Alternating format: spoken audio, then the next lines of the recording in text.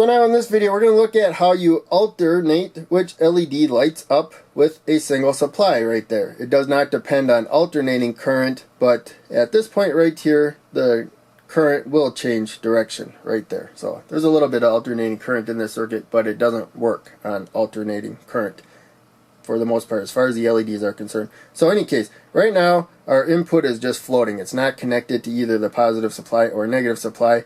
It's just wide open. So we have a resistor, an LED, and then another LED and resistor in series right there. So that's the current flowing through them.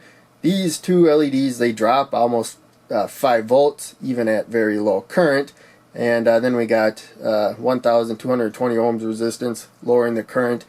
Hardly any currents trickling through. You can see the blue LED is quite a bit brighter than the red LED at the same current, and so that's why I got a 1 kilo ohm 1000 ohm resistor to limit current through the blue LED, and a 220 ohm resistor to limit current through the red LED.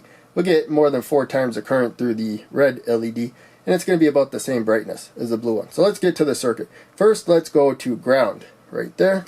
And when you're using a mechanical switch, if you want a switch that connects like this, you want a single pole.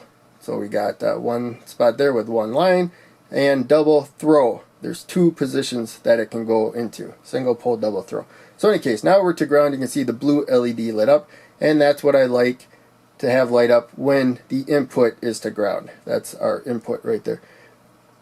The positive 5 supply there going through the 1 kilo ohm resistor, the blue LED. Once it gets to this point here, the current, this is by far the easiest path for it to go. So it's going to take that path right there. And it's just going to go around the red LED and the 220 ohm resistor. That's what we see there. So now let's move it to the other position, to the positive supply right there. And I have the power supply set to 5 volts.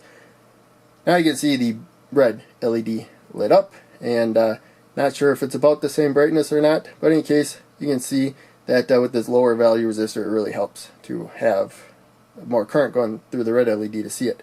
But in any case, we got the positive supply there, and that's also positive supply. So this is by far the easiest path. Just going to go around there and then go through the red LED and the resistor to ground. So that's how you alternate LEDs. Usually you got an integrated circuit or something that's flashing them or whatnot, and especially the 555 timer. That's one of the really cool circuits to see the LEDs flashing, and that's all it's doing. It's either connecting.